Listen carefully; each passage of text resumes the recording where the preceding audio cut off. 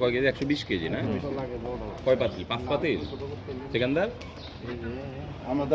মসজিদের ইফতারের জন্য তেহারি রান্না করা হচ্ছে। এখানে গরুর মাংস।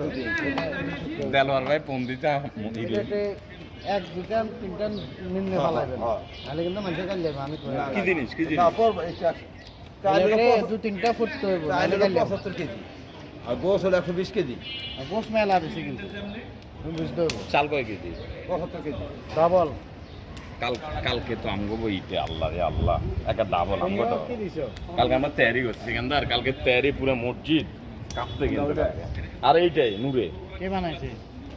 বানাইছে আমি নিজেই। আমি আর তার হেল্পার না, এখন আমিও পারি। এত সব শিখে দিতে তো আপনাকে।